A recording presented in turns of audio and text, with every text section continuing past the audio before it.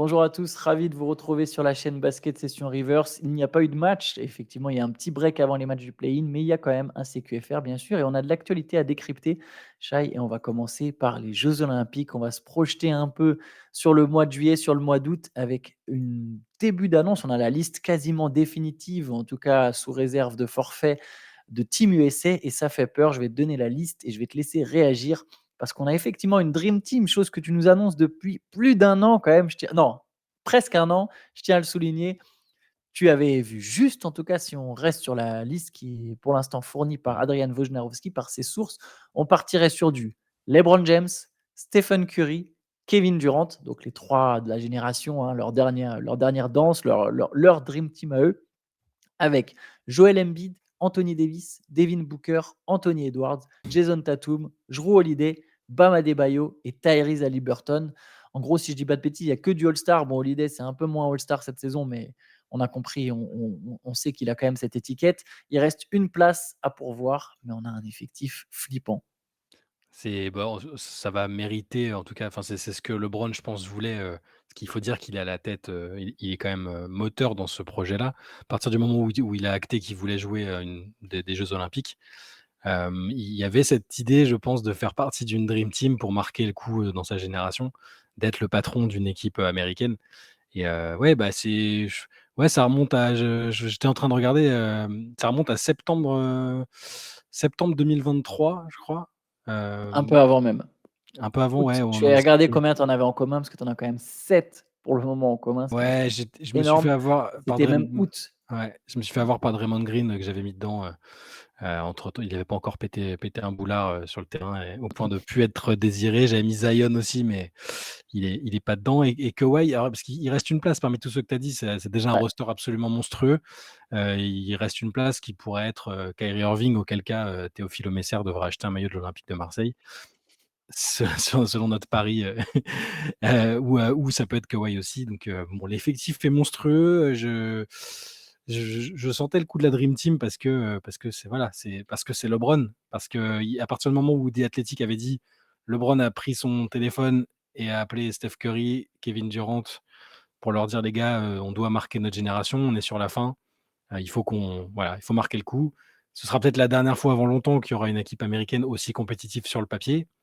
Mais elle sera là. Après la question c'est et je sais que nos avis diffèrent un petit peu dessus. Moi, je pense que c'est encore imbattable à cette heure-ci, mais Moi, je d'autres je je je pense qu'ils sont pas loin, ouais, ça va être dur d'aller les chercher là quand ça va même. être quand même très dur, mais ouais, ouais, bah, c'est un effectif qui fait qui fait peur, hein. Parce qu'il y a pas que des vieilles stars sur le déclin, hein. Il y a pas que LeBron, KD, Curry, il y a quand même des stars montantes, comme Jason Tatum, Devin Booker, les stars de maintenant. C'est un effectif qui fait peur, ouais. Moi, la raison pour laquelle je pense qu'ils seront difficiles à battre, c'est que j'ai l'impression qu'on est encore pile dans cette espèce de creux où, comment dire? Ils sont dans la période, le timing, joue éventuellement en leur faveur. C'est-à-dire qu'ils ont encore plein de vraies légendes américaines qui, je pense, peuvent encore contribuer tout en ayant les Edwards, les Tatum, les Booker qui apportent un peu de sang, un peu de jus parce qu'ils ont besoin, tu peux pas y aller qu'avec des trentenaires bien tassés, et je pense que l'Allemagne, par exemple, est dans son ascension, mais il lui manque le talent générationnel Mmh. pour vraiment rivaliser avec les Américains.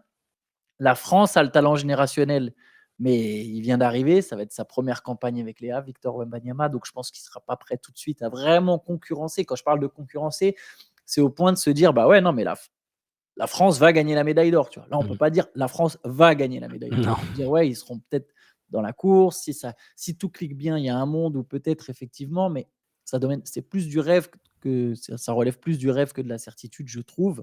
Oui. L'Espagne est dans un changement de génération. La Serbie a le talent, mais il y a toujours déjà la Serbie a des problèmes quand elle est attendue. Il y a eu une campagne avec Jokic où ils font finale des JO, c'est en 2016, mais voilà. Il y a un peu, et je trouve que ça manque un peu de certitude autour de la Mmh. Serbie. La Slovénie n'est pas qualifiée pour l'instant, et Luka Doncic, a beau être formidable, il est quand même pas assez entouré, je pense, pour battre une armada comme ça de Team USA. Après, sur un format de compétition, bien sûr, tu vois? Sur une finale, tu sais jamais, mais j'ai l'impression que là, pour cette campagne de jeux olympiques, celle-là, ils peuvent encore aller la chercher, mais pas de 40 ou 50 points comme le dit Kevin Durant. Par contre, c'est peut-être je pense que c'est la dernière Je pense, de mon avis, on est encore trop loin évidemment pour se projeter. Je pense que c'est la dernière campagne olympique où le Team USA part avec un truc de se dire: «Ouais, bon a priori quand même ils vont gagner». Je pense que Mmh. dès 2028, quels que soient les joueurs, on verra, peut-être que je me trompe, hein, c'est dans longtemps, il y aura des jeunes d'ici là, des jeunes américains qui vont se développer.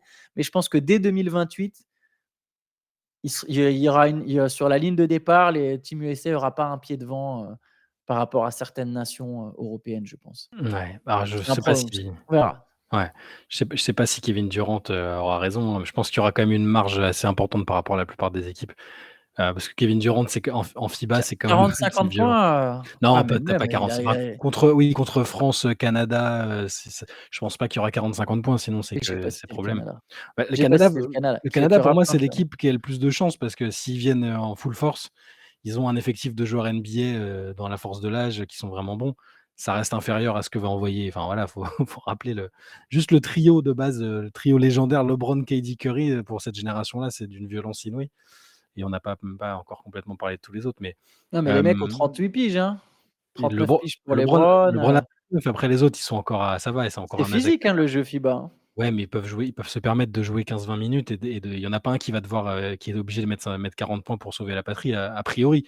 S'ils font vraiment bien le job de se préparer, de faire un camp d'entraînement, je pense qu'ils vont développer les automatismes et ça va aller. Il y a pas de problème, ils se connaissent tous en plus donc Ouais. C'est marrant, moi je pense qu'il y en a un qui devra mettre justement 40 points, peut-être pas un de ces 3 là, mais je pense que même aujourd'hui, alors je les vois gagner, hein, je les vois gagner mmh. la compétition, mais je pense qu'ils auront besoin de ce mec qui met 40 points. Ça Bah, fait bien Ce sera ça Kevin ça Durant fait alors. attends, ça fait depuis 2008, donc depuis regarde, la finale de l'an 2000, ils gagnent de 10 points contre la France et il y avait 4 points d'écart à 4 points de la fin, Mmh. tu vois? À 4 points de la fin du match. 2004, ils perdent. 2008 et 2012, il leur faut ce mec héroïque qui est Kobe Bryant. 2016, je me souviens plus trop. Si, 2016, ils se baladent. C'est la Serbie en finale. Et 2021 à Tokyo, heureusement qu'il y a Kevin Durant. Moi, je pense qu'ils sont arrivés au stade où même quand tu envoies tes meilleurs, il te faut un mec qui domine. Quand je dis, c'est peut-être pas mettre 40 points littéralement, mais il faut que tu aies un mec qui à un moment prenne le match en main. Mmh, Et je ouais. ne sais pas si LeBron, Curry, Kevin Durant sont capables de le faire. Je sais que le Kevin Durant FIBA, C'est j'ai injouable. eu l'occasion de le voir de mes propres yeux, mais enfin pas non, j'ai pas eu l'occasion de le voir de mes propres yeux, j'ai une connerie. Enfin à travers ma télévision, mais mais il Mmh. était pas là à la coupe du monde.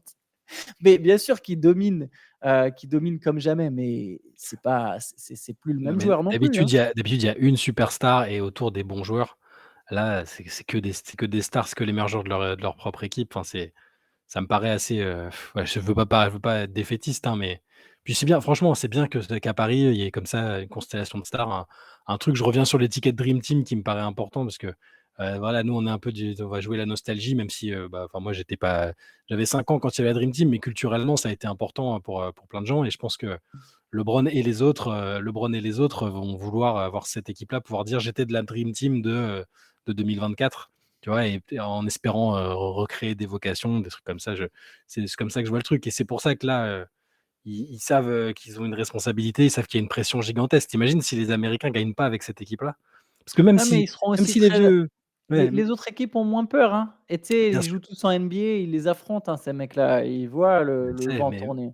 ouais, mais tu vois, même si, OK, alors LeBron, il tire la langue parce qu'il est trop vieux, KD, il fait attention parce qu'il a mal au genou. Ah, on a même pas il y a Joel Embiid peut-être. Pour moi, c'est lui qui va être la locomotive, mais Embiid, Il y a déjà, Joel il faudra Embiid. voir dans quel état de santé il est. Pareil pour Ouais. Anthony Davis. Tu vois, il y a encore des forfaits potentiels. Pour moi, Embiid, c'est peut-être au final, celui qui va être leur meilleur joueur. Si tu fais, quand on a fait un top 10 Mmh. on a fait quoi? Top 20 des meilleurs joueurs NBA? Ouais. Le mec qu'on a le mieux classé de ces gars-là, c'est Embiid. C'est ni Curry, ni Mmh. LeBron, ni Kevin Durant. Je pense qu'Embiid, pour moi, c'est leur atout. Ironiquement, la France, c'est là où elle a peut-être le plus de viande à envoyer sur lui. Ouais. Mais tu sais, même les autres noms, il faut jamais oublier. Jalen Brunson, il était à Coupe du Monde. Regarde le joueur qu'est Jalen Brunson, regarde le joueur qu'il était sous la configuration FIBA. Il faut pas oublier qu'il y en a qui en ont rien à secouer, comme chaque année. C'est comme chaque compète, il y a toujours certains joueurs qui en ont rien à secouer. Jimmy Butler, c'est un excellent joueur de playoff. Il n'a rien à faire quand il joue les Jeux Olympiques, tu vois. Et c'est pas le Mmh. seul. Il y en a d'autres. Anthony Edwards, alors on verra, peut-être qu'il sera S'il fait motivé, mais comme All-Star Game et il était que très sur tous très les matchs de poule, il exactement. tire main gauche, bon. Exactement, il était très, très bon à la coupe du monde. C'était un des meilleurs joueurs. Faudra voir. Tu vois, il y a des mecs, tu sais pas trop et c'est un autre style de basket. Alors, encore une fois, moi, je suis parti du postulat comme toi, où moi, je pense qu'ils vont gagner. Je pense qu'ils vont gagner. Je pense vraiment que cette équipe, elle est encore dans le bon timing. Mais par contre, je serais vraiment pas surpris qu'ils transpirent à grosses gouttes par moment et Ouais. qu'ils aient besoin qu'il y ait un mec qui porte l'équipe. Est-ce que Embiid saura le faire? Je vois pas LeBron, dans un contexte FIBA à 39 ans, d'un coup prendre le jeu en main, il y a moins d'espace et tout. Bon, après ce sera peut-être, par intermittence, par relais, chacun leur tour, Ça mais va être, très intéressant de voir justement comment ça va se même juste pour, tu vois, pour des gamins, qui vont regarder et qui sont moins dans le truc, dans le jus que nous et là, on se dit: «Ouais, mais est-ce que ça va pas?» mais bon, enfin, tu imagines, juste les noms là, c'est je trouve ça génial qu'ils viennent, je m'en doutais un peu avec le côté Paris, les Américains, ils adorent mmh, Paris, ils ont au niveau de leurs sponsors, ils peuvent trouver de quoi faire ici, tu vois, des petits événements en marge des JO. Je suis c'est en fait, si j'avais annoncé ça, c'est parce que je l'appelais un peu de mes vœux. J'espérais, bah, déjà avoir une forme de dream team. Je dis pas que c'est aussi fort que la première, hein. J'oserais pas aller jusque-là, vraiment pas. Mais, c'est parce que j'espérais qu'on puisse dire: «Bah, j'ai vu jouer l'équipe où il y avait LeBron, Curry, Kevin Durant». Bon, Joel Embiid, j'aurais préféré ne pas le voir, mais il va y aller quand même et les autres, tu vois, les joueurs secondaires, Tatum, c'est voilà, je sais pas Tatum où ils vont sera finir peut-être sa plus leur carrière. star, hein. Pareil, je Oui, disais Embiid, ce sera peut-être lui au final leur je star. sais Ce pas sera où je peut-être sais Tatum le meilleur ouais, joueur. mais tu vois, je sais pas où Tatum finira dans les classements historiques et tout, mais ou Devin Booker, enfin, c'est des joueurs qui sont quand même en pleine, ascension, qui entrent dans leur prime. Jrue Holiday, un des meilleurs défenseurs à son poste dans son registre de sa génération aussi et oh, je sais même pas citer tout le monde et il va peut-être y avoir Kyrie, c'est quand même un joueur qui restera comme un joueur culte.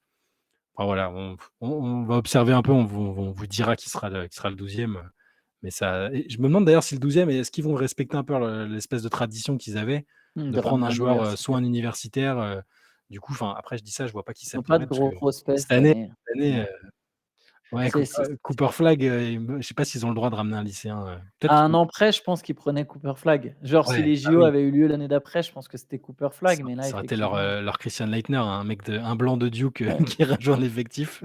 Là, je les vois pas ramener Donovan Clingan juste pour le fun, quoi, tu vois?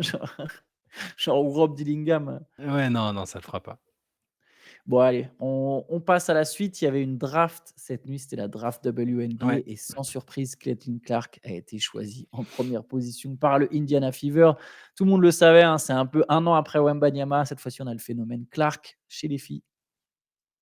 Absolu alors oui, tout le monde le savait. Alors, c'était moins évident, jusqu'à il y a, allez, je dirais 6 mois parce qu'il y avait encore Paige Bueckers qui est un autre phénomène qui ça aurait pu, bon, au final, c'est devenu logique. La hype était en plus, c'était énorme. Elle les emmène encore en finale 2 fois de suite. Son jeu, aussi, parle pour elle.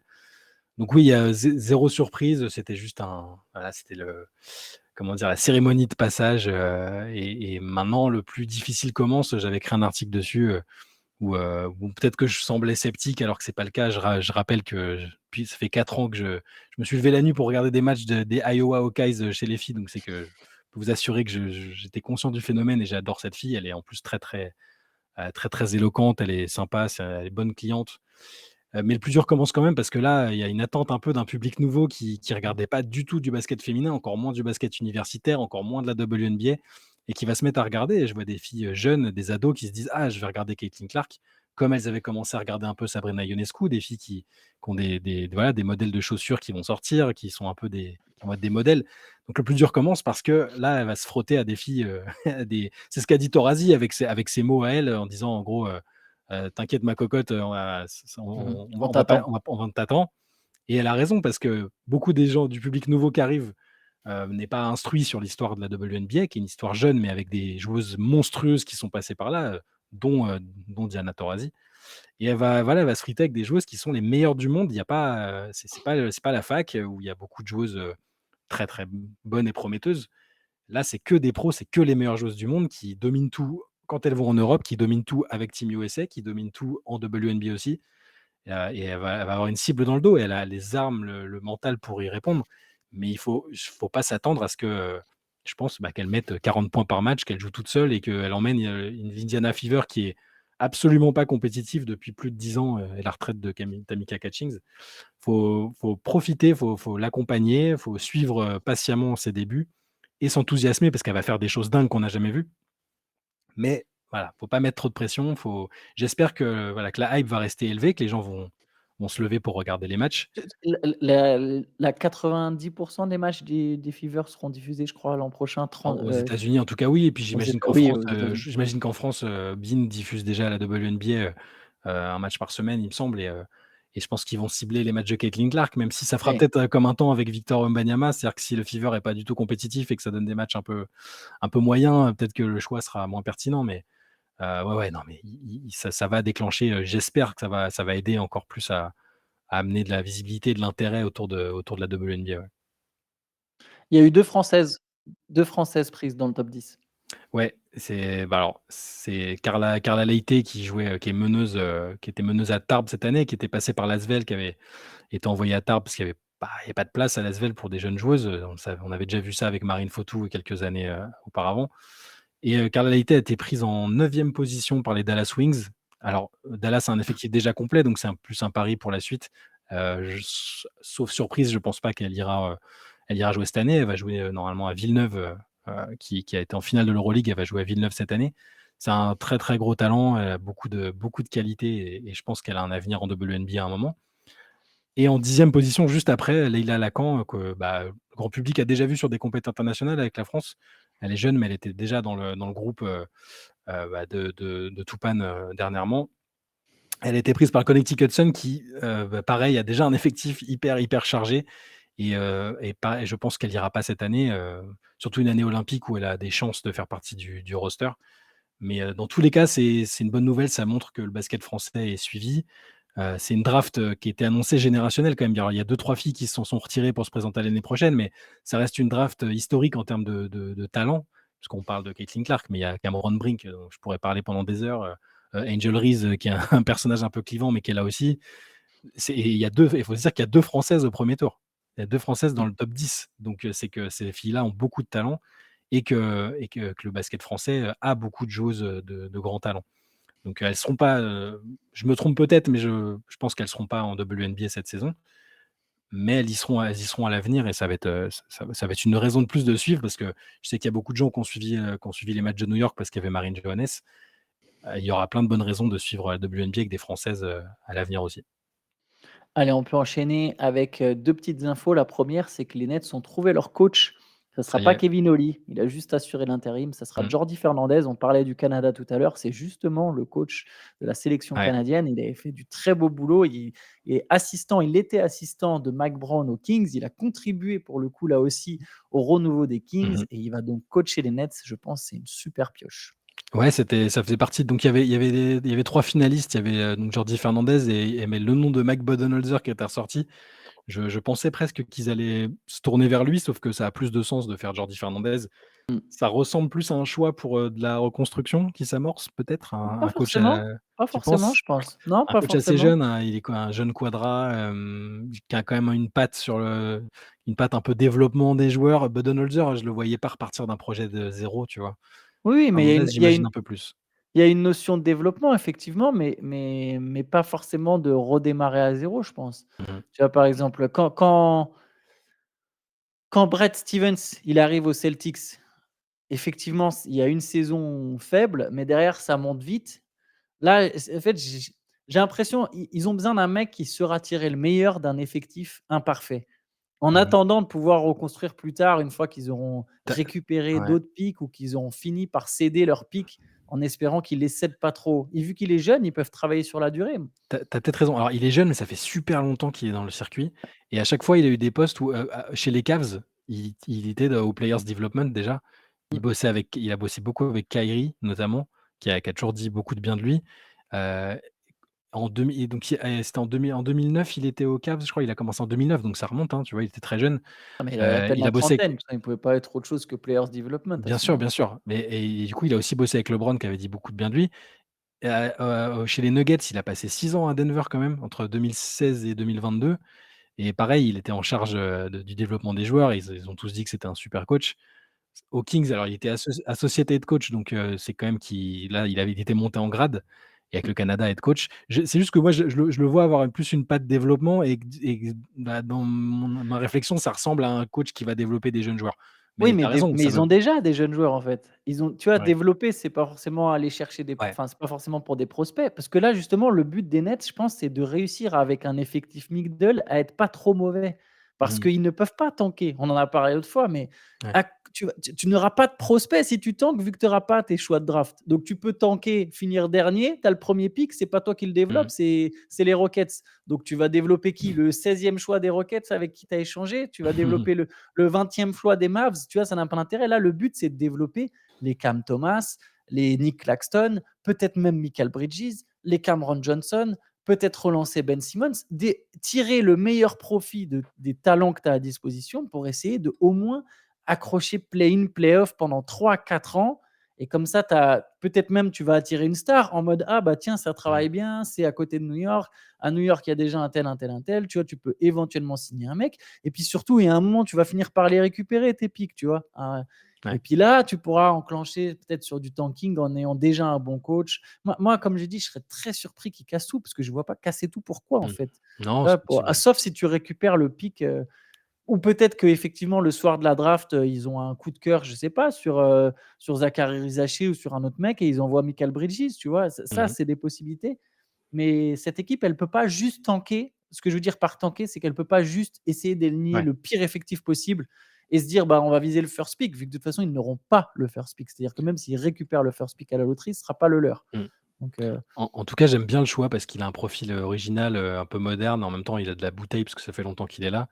Je crois qu'il a un doctorat en psychologie du sport et en enfin comportement, observation du comportement humain. Enfin, il y a un truc, j'avais lu un article sur lui et c'est un gros cerveau quand même. C'est pas de l'analytics à tout va, mais il a le côté players coach, mais poussé jusqu'à en passer un doctorat, quoi. Tu vois? Donc je ce qu'il a fait avec le Canada, c'était en très peu de temps, c'était fort, au détriment de de l'équipe de France notamment.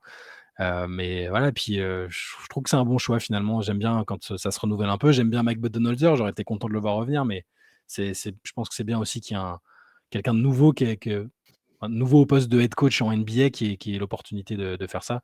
Les Nets, on avait vu qu'avec, Kenny Atkinson, ça s'était bien passé aussi dans une situation qui était pas tout à fait similaire, mais où il fallait, c'était de l'entre-deux. C'est-à-dire qu'il fallait ils essayer avaient de pas de pick. C'est ils avaient pas de pas pic et il fallait convaincre des futurs joueurs, enfin des stars que le projet était viable et que c'était une franchise stable, bien coachée et peut-être que c'est aussi le but, là, hein, vu que le GM n'a pas changé, la direction n'a pas changé, ils ont peut-être l'idée de repartir sur une reconstruction, patiente de ce type-là.